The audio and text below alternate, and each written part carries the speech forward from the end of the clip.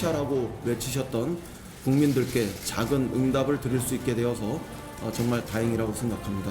극단적인 충돌을 자제했던 자유한국당의 지도부에 또 그 성숙한 결단에도 큰 박수를 보냅니다.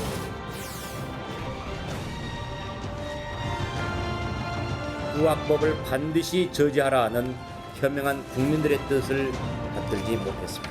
그래서 우리는 의원직 총사퇴를 결의했습니다. 2020년 총선에서 반드시 원내 교섭단체로 발돋움해서 거침없는 민생 대개혁에 나서겠습니다.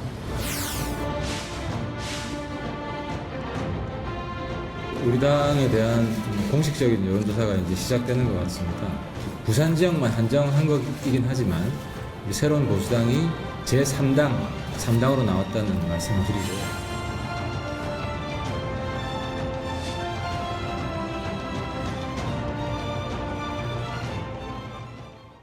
서울 중랑을의 민주당 박홍근 의원, 부산 사상구의 자유한국당 장재원 의원 자리했습니다. 어서 오십시오. 네, 안녕하십니까. 한 해 마무리하는 날입니다. 오늘 좀 살살 가야 하는데 상황이 어떻게 될지 모르겠습니다. 첫 질문도 벌써 의원직 총사퇴입니다. 네, 어제 의총 분위기가 어땠습니까? 저는 그 법사위에서 추미애 청문회를 하고 마치고 거의 의원총회 끝 무렵에 들어갔거든요. 네. 그러니까 이제 끝 무렵에 들어가니까 의원님들이 좀 이렇게라도 해서 국민들 앞에 사죄하는 모습을 좀 보여야 되지 않느냐. 네. 이제 그런 분위기가 흘렀더라고요. 좀 일부 의원들이 주저주저 이게 실효성이 있겠느냐. 마음은 총사퇴하지만 할 때 황교안 대표가 남 믿고 하자 이렇게 독려했다고 들었습니다. 예, 뭐 그런 점도 네. 있었고요. 예. 그런데 자 일단 자유한국당의 총사퇴에 대해서 박 의원님 어떤 의견 갖고 계십니까? 글쎄 이제 이미 지난 10월에도 나경원 전 원내대표가 총사퇴 카드는 실효성이 없다고 얘기한 바도 있고요. 또 어제 바로 홍준표 전 대표도 의미가 없다고 얘기하지 않았습니까? 그러니까 저희가 보기에도 이것은 현실적이지도 않고요. 절차적으로도 이게 어려운 이야기입니다. 저희 민주당도 과거에 그래 본 적이 있지 않습니까? 그러니까 이것은 우리 국민들이 오히려 오늘 올라온 글들을 보니까 네. 연말에 오히려 반길 소식이다 또는 세비 아낄 수 있는 기회다 이런 게 약간 냉소 섞인 자조 섞인 그런 글들이 올라온단 말이죠. 그러니까 이것은 사실 오히려 자기 지지층들을 대상으로 해서 뭔가 어떤 그 명분을 만들기 위한 이런 차원의 어떤 네. 그런 정치적인 어떤 제스처 아닌가 이렇게 저는 평가하고요. 큰 의미가 없다 이렇게 보고 있습니다. 제도를 보니까 보통 일은 아닙니다. 네. 국회의원은 한 명 한 명이 입법기관인데 사퇴한다는 게 제도를 보니까 국회법에 쉽게 그만둘 수가 없더군요. 일단 표결로 의결을 받아야 되거든요. 국회가 열리고 있으면. 열리고 있지 않으면 국회의장이 사표 처리가 가능한데. 근데 뭐 문희상 의장이 사표 처리할 것 같지는 않고 쉽게 말해서 민주당이 반대하고 이러면 일단 그만두고 싶어도 그만둘 수가 없습니다. 네, 절차상. 그러니까 원내대표에게 의원직 사직서를 맡겨놓은 상황이고요. 네. 국회의장이 제출한 상황은 아니고요. 어쨌든 저는 이런 논란에 대해서 할 말이 없습니다. 할 말이 없고요. 저희들이 양대 악법이라고 규정하고 국민들께 호소를 했습니다. 국민 여러분 좀 도와주십시오. 저희들이 최선을 다해서 맡겠습니다라고 했는데 네. 저희들이 맥없이 뭐 사실상 뭐 어떻게 저항 한 번도 해보지도 못하고 다 통과가 됐기 때문에 국민들께 그동안 많이 도와주시고 응원해 주신 국민들께 죄송한 마음 그 마음밖에 없습니다. 네. 근데 사퇴- 절차적으로 이제 어렵다는 것을 알면서도 사퇴서를 원내대표나 당대표께 맡기는 것 자체가 저로서는 조금 진정성이 좀 없지 않느냐 이렇게 보는 겁니다. 그러니까 진짜 진정성이 있다라면은 아예 내년도 모두 다 불출마하겠다라고 선을 하면 아마 국민들이 그것은 진짜 뭔가 좀 새로운 어떤 정치에 대한 갈고 또 이 상황에 대한 책임을 지려고 네. 하는 거구나 이렇게 보셨을 겁니다. 이제 총선까지 4개월밖에 남지 않았습니까? 그러니까 그런 상황에서 이미 올해 들어서도 자유한국당이 이 의원직 사퇴를 4번이나 거론했습니다. 그리고 나서 이번에 이제 사퇴서를 대표께 맡긴 상황이거든요. 네. 그러니까 결국은 처리는 안 될 것이고 이 상황이 그냥 이대로 총선으로 갈 것으로 이렇게 보여집니다. 네. 뭐 어떤 강한 반대 의지의 표명 뭐 이 정도 선이라고 생각해도 될 것 같습니다. 네. 유구무원입니다. 홍준표 전 대표가 방금 잠깐 언급하셨지만, 네, 박 의원님 언급하셨지만 강하게 비난했어요. 네. 수위가 셉니다. 의원직 총사퇴도 의미 없다. 못 막아냈으니까. 목숨 걸고 막는다고 수차례 공언하더니 당 대표 등 지도부 사퇴라는 말도 있었고요. 또 저 마지막 줄에 저렇게 거친 표현도 있었고요. 네. 반면에 저 김용우 의원은 역시 의원직 사퇴 카드를 반대하면서 지금 가장 강한 투쟁은 통합이다. 그래야 민주당을 내년 4월에 이겨낼 수 있다. 네. 뭐 굳이 의견을 주신다면 장 의원님은 어떤 쪽이십니까? 저희들의 이번 양대 법에 대해서 민주당과 협상 태도라든지 뭐 여러 가지 저희들에게 아픈 비판을 한 것으로 보여지고요. 저 개인 스스로도 이 소수 야당이 다수당을 상대하기 위해서는 여러 가지 방법이 있거든요. 국민적 여론을 우호적으로 돌릴 수 있는 그런 능력, 그런 세련된 메시지, 그 다음에 수적 열세를 만회할 수 있는 연대, 또 더 나은 대안, 그리고 투쟁. 저는 이 네 가지라고 보는데 이 네 가지의 방법 중에 투쟁 일변도로 간 것들이 참 안타깝고요. 또 국민들께 반드시 막아내겠습니다라고 했는데 이게 참 맥없이 이렇게 통과가 돼버리니까 저희들로서는 참 저런 비판을 받아도 할 말이 없다는 생각이 듭니다. 그 질문을 드리려고 했습니다. 댓글에 그런 게 있더라고요. 정치라는 게 야당은 투쟁해야 되는 거 아닙니까? 반대도 할 수 있고 강하게 투쟁해야 되는데 삭발도 단식도 할 수 있는데 투쟁하다가 협상해야 되는데 자유한국당은 투쟁하다가 투쟁한다고. 그러니까 제가 말씀드린 그 네 가지를 적절히 사용을 했어야 된다고 봅니다. 투쟁할 때는 아주 강하게 투쟁하다가 또 들어와서 여론 형성을 위해서 좋은 메시지를 내고 또 이 수적으로 저희가 100석밖에 안 되지 않습니까? 그러면 군소정당들과 뭔가 주고받으면서 연대를 또 만들어내야 되는데 오히려 민주당이 4+1이라를 만들어서 연대를 하지 않았습니까? 그러니까 이런 좀 뭔가 좀 유능하지 못했던 느낌이 지금 와서 보면 그런 느낌이 납니다. 오히려 제가 하고 싶은 이야기를 스스로 하시니까 그렇습니다. 저는 이번 자유한국당의 그 과정을 보면서 안타까웠습니다. 사실 마지막 이 선거법이든지 아니면 공수처법이든지 간에 실제 협상 테이블에 앉았으면은 아마 자유한국당과 또 그 지지자들이 원하는 바가 좀 더 많이 관철될 수 있었을 겁니다. 근데 결국은 협상 테이블에 앉지 않음으로 인해서 결국은 여당과 나머지 야당들의 어떤 연대 테이블도 만들어주게끔 되어 있고 그리고 본인들의 주장도 관철하지 못한 그런 상황까지 된 거거든요. 그러니까 저는 강경 일변도의 이 투쟁 방식이 한 30% 가까운 자기 지지층들을 결속시킬지는 몰라도 결국은 기회도 구력도 다 놓치는 그런 결과물을 놓게 된 거 아닙니까? 그러니까 저는 우리 정치 풍토와 저희도 만약에 나중에 혹시나 야당이 된다면 돌아봐야 될 지점이긴 합니다만은 그런 점에서 결국은 협상을 통해서 대화를 통해서 풀어야 한다는 것을 다시 한번 우리가 깨닫는 그런 기회가 아니었을까 싶습니다. 제가 말씀드린 거는 저희 야당의 좀 유능하지 못한 무능했던 점들을 지적한 거고 민주당도 집권당 차원에서 집권당 입장에서 이 국정을 책임지는 정당이 최소한 선거제도 관련해서 이거는 게임의 룰이잖아요. 이걸 이렇게 제1야당 100석이 이상 넘는 제1야당을 패싱하고 단독 통과시킨 거는 국민들이 반드시 그건 그 말씀 뭐 여러 차례 이 자리에서 서로 의견을 나누셨기 때문에 공수처법 이야기하겠습니다. 어제 통과됐습니다. 생각보다 쉽게 통과됐습니다. 보겠습니다.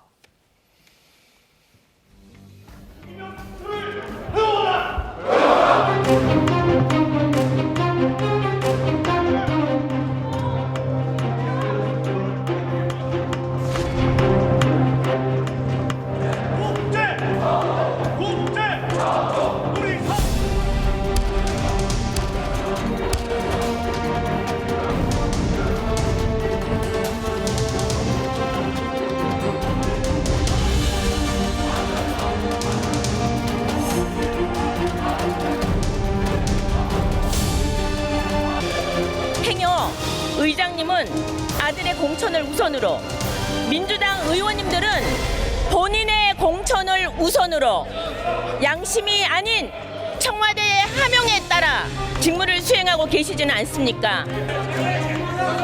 자유한국당은 의장석을 점거하고 경호원들과 몸싸움을 하면서도 전혀 부끄러움과 죄의식을 느끼지 않고 있습니다.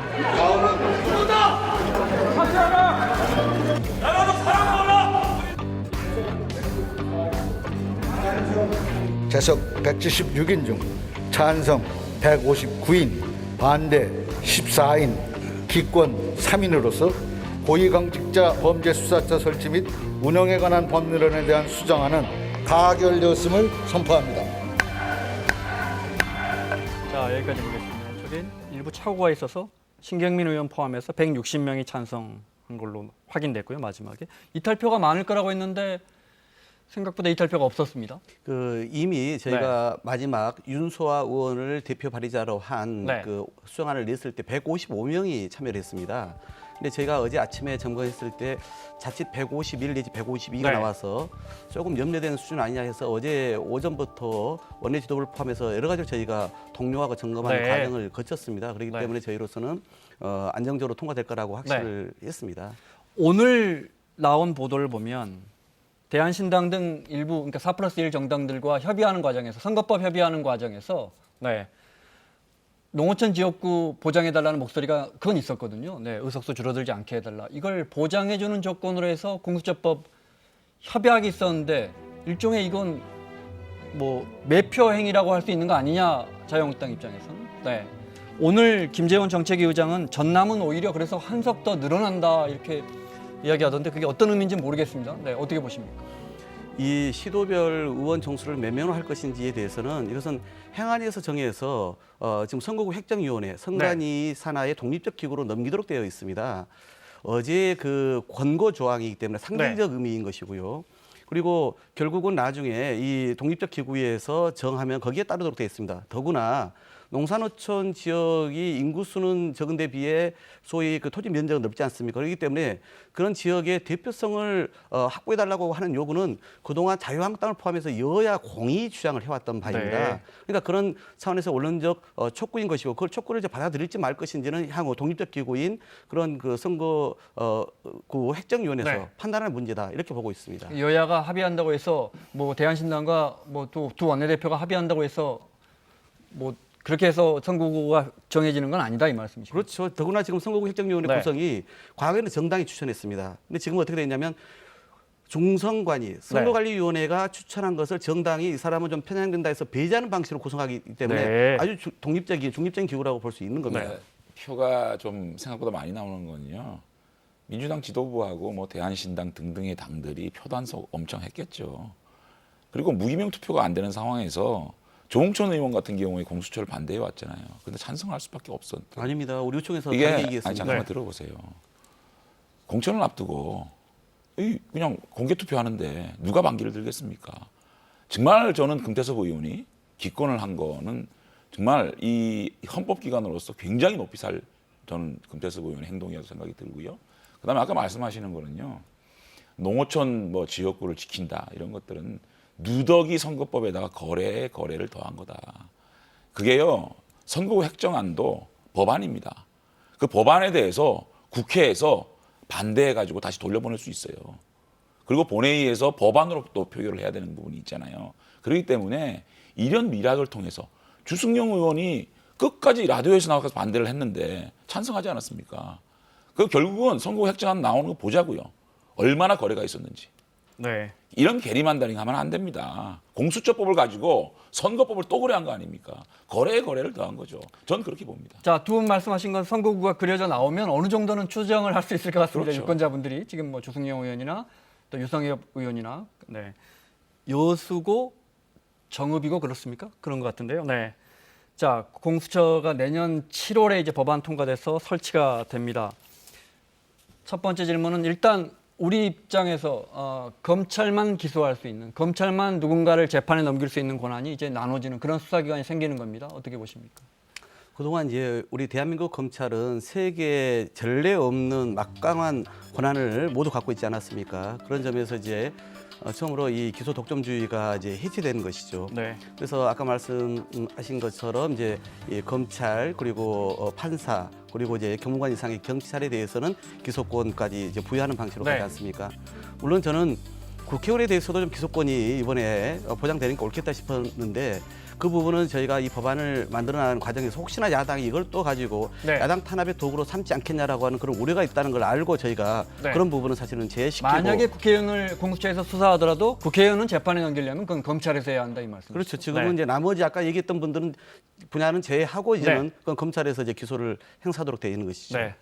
검찰의 비대한 권력을 제어하는 방법이 공수처밖에 없습니까? 대한민국에는 거대한 경찰이라는 수사권을 가진 그 있지 네. 않습니까? 수사기관이.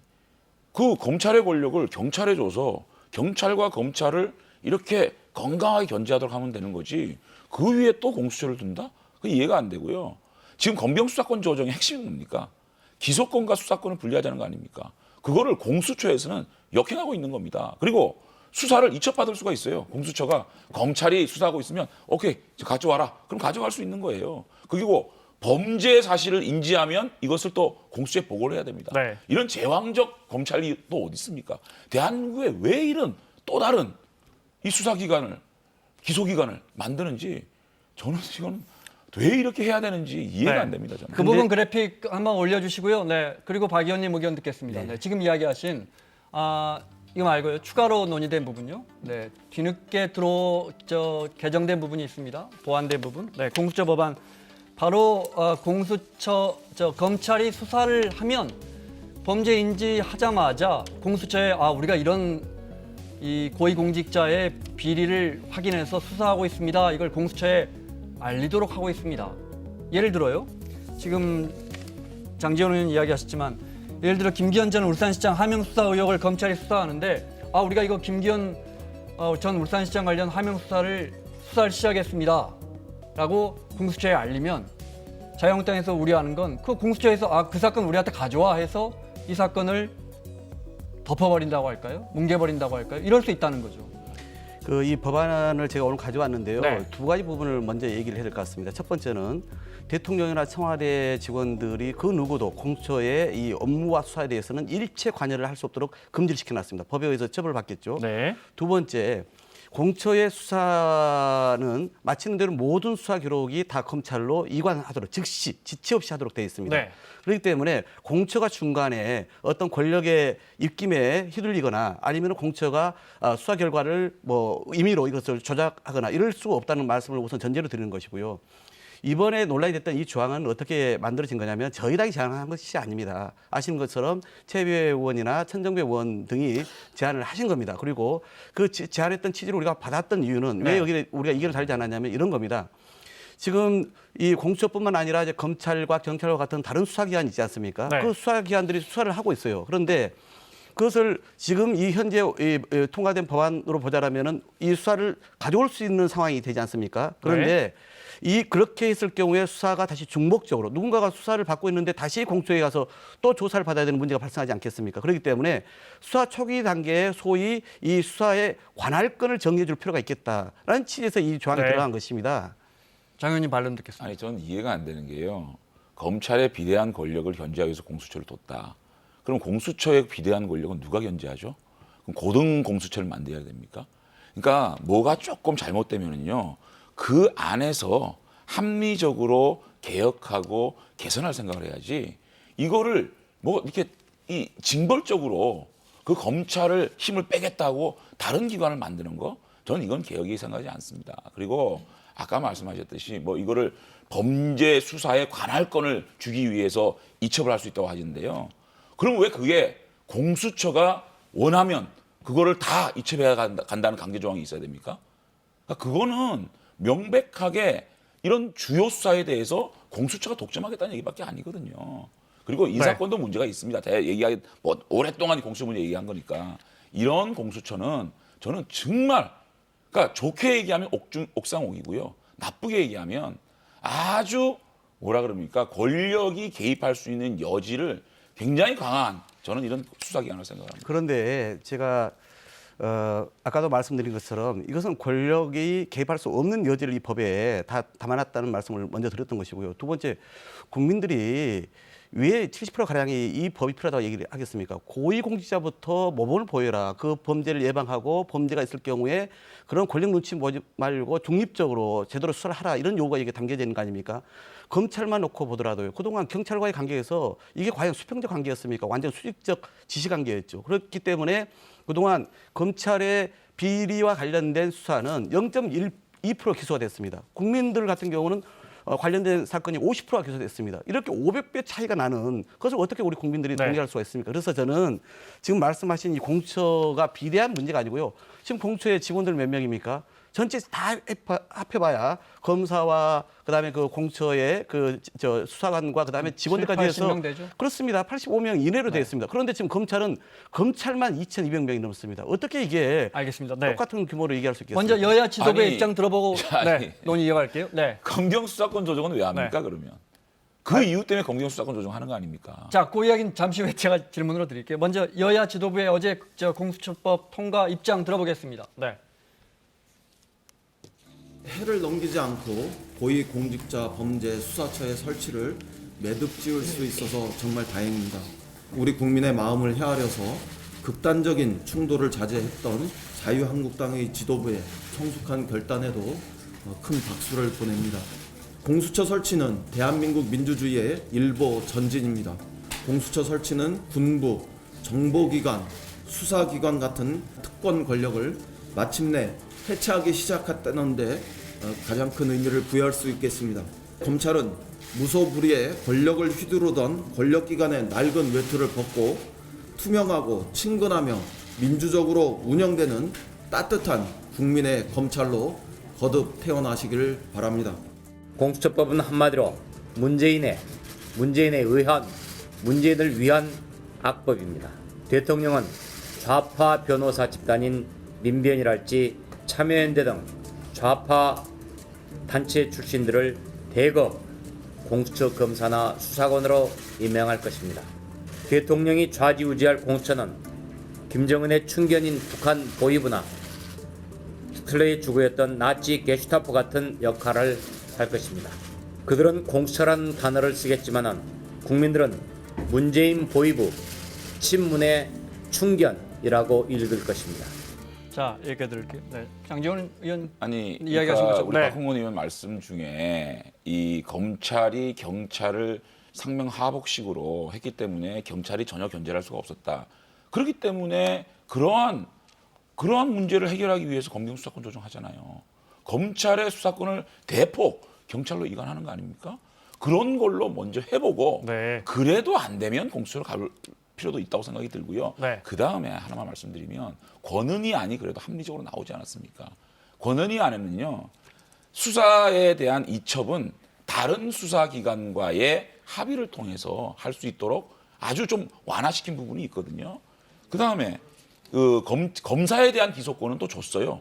그러니까 고위 경찰과 판사에 대한 기소권은 검찰이 가지되 검사는 검사가 기소를 하니까 안 되니까 검찰에 대한 기소권은 주되 기소심의위를 통해서 하자. 네. 이렇게 그나마 권은희 의원이 이런 독소 조항을 없앤 안을 수정안으로 제출했으면 그 부분에 대해서 민주당이 한번 좀 일부 양보를 했다라면 어저께 합의 통과할 수도 있었다고 생각합니다. 그런 것들 왜 일부에 또 왜 투표를 또 안 해주시고 그러십니까? 근데 오히려 제가 반문을 하고 싶은 것이요. 왜 그러면 그런 안을 가지고 그동안 협상 테이블을 안 나오셨습니까? 그런 과정은 좀 네. 뭐 그러니까 각설하고요. 네. 과정은 각설하고 어쨌든 그 수정안이 나왔지 않습니까? 그러니까 저는 그 우선- 부분에 대해서는 우선은 합의할 수도 있잖아요. 그래도 우리 네. 장재원 의원께서는 검경 수사권 조정에 대해서는 이렇게 인정을 하시고 앞으로도 또 우리가 1월에 이 법안을 처리해야 되는데 두 가지 법이 있지 않습니까? 일단 거기서 적극적으로 이제 협조하실 걸로 제가 이제 받아들여서 일단은 그건 뭐 공감하는 바고요. 그다음에 권은희 안 관련해서는 아까 말씀하신 것처럼 그러면 일찌감치 그 협상 테이블에 나와서 아마 제안을 했으면 제가 초반에 말씀드린 것처럼 아마 새로운 또 안이 만들어질 수 있었을 겁니다. 그러나 결국은 어제 권은희 안에 대해서도 자유한국당 의원들은 투표도 안 하고 다 빠져나갔어요. 본인들이 권은희 의원 안에 같이 발의에 연명했던 분들도 어제 다 퇴장을 하셨더라고요. 그러니까 그렇게 계속 이게 어떤 안을 만들기 위해서 지속적인 대화와 그다음에 그 설득의 과정을 포기한 것이 과연 누군지를 먼저 돌아봐야 한다는 말씀 드리고 싶고요. 그다음에 한 가지만 좀 더 말씀드리고 싶은 게 저는 이 법을 계속 지금 조금 전 우리 심재철 대표와 같이 저렇게 무슨 좌파의 장기전 음모다 무슨 뭐 이렇게 얘기하는 건 네. 저는 그동안 결국 그건 정치적 비판하지 그러니까 마시고요. 그런 것 때문에 여기 상황까지 오게 된 거예요. 왜 그렇게 자. 사실 정치적으로 공세용으로 이렇게 알겠습니다. 자, 발언 네. 오늘 좀 많이 하셨으니까 제가 요 한 가지만 말씀을 드릴게요. 네. 어차피 협상이라든가 합의는요 맨 끝에 이루어질 수 있는 거예요. 그래서 사실은 권은희안이 나왔길래 저도 서명했습니다. 저 서명해서 자, 이 정도면 이번에는 민주당이 한번 무기명 투표라든지 아니면 그런 거를 통해 가지고 합의 통과시킬 수 있지 않겠느냐. 그런데 무기명 투표에 대해서 민주당이 일방적으로 완전히 반대를 해봐야 된다고요. 아, 그러면 권은희 의원 안에 대해서 투표를 해봤자 이건 아무 의미 없구나. 그래서 나간 거고요. 네. 이 정도의 그 완화된 공수처법을 통과시키는 것이 오히려 민주당이 좀 더 집권 여당으로서 어른스러운 모습이 아니었냐 생각이 들어요. 너무 아쉽습니다. 마지막 순간에 권은희안을 합의 처리할 수 있다고 저는 봅니다. 알겠습니다. 자, 법무부 장관 인사청문회 이야기 한 5분 정도 할 수 있을 것 같은데 먼저 어제 강성이죠. 자유한국당의 여상규 법사위원장이 추미애 후보자에게 의외의 모습을 보였어요. 잠깐 그 장면 보겠습니다.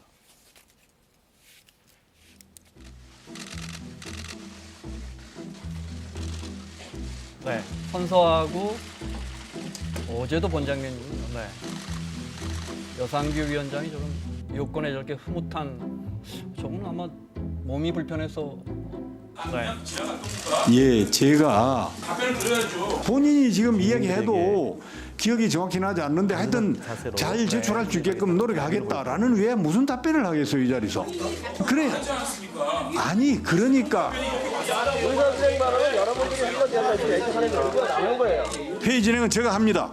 지금 후보자의 답변은 뻔하지 않습니까? 뭘 그걸 더 듣겠다고 이야기하세요. 뻔한데.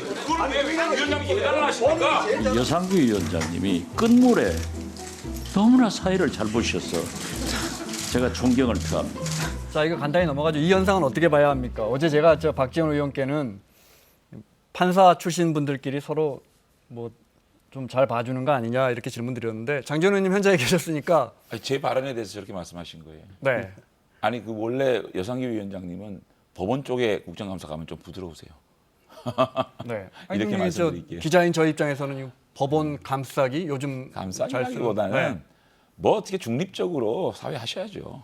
경립적으로 운영하셔야죠. 박 의원님 혹시 하신 말씀? 글쎄 우리 국회가 늘 이제 인사청문회나 국정감사나 회의를 진행할 때 보면은 사실은 질의하고 싶은 이야기를 의사진행 발언이라는 이름으로 또는 자료 요구라고 하는 이름으로 대부분 사전에 다 해버리거든요. 그러니까 정작 후보자나 피감 기관의 이야기를 제대로 못 듣는 경우가 왕왕 있어요. 아마 어제 평소에 버럭 위원장이시던 여상규 의원께서 어제 청문회를 지켜보는 우리 국민들한테 후보자 소신을 듣는 시간을 좀 더 많이 보장하자는 취지에서 좀 이렇게 상식적으로 응해주시지 그랬으면 않았나 다행이고요. 싶습니다. 네. 아니, 어저께 그 자료는 굉장히 중요한 자료였고요.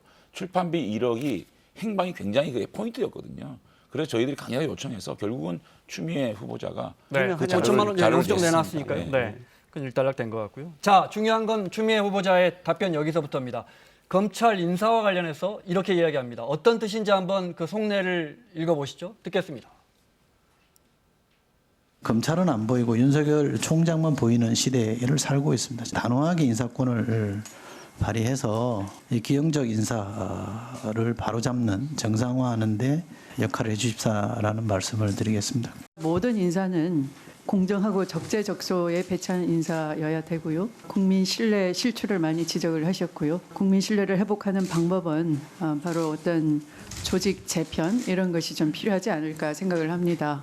민주적 통제가 결여된 검찰권 행사에 대해서 각별히 유념해서 제가 만일 법무부 장관에 취임한다면 헌법과 법령에 주어진 권한을 제대로 행사를 해서 지휘 감독해 나가도록 하겠습니다. 임명은 대통령이 하시지만은 네. 법무부 장관은 제청으로, 법무부 장관은 검찰총장과 협의해서 하게 돼 있단 말이에요. 협의가 아니고 법률상으로는 검찰총장의 의견을 듣는다라고 의견을 알고 있습니다.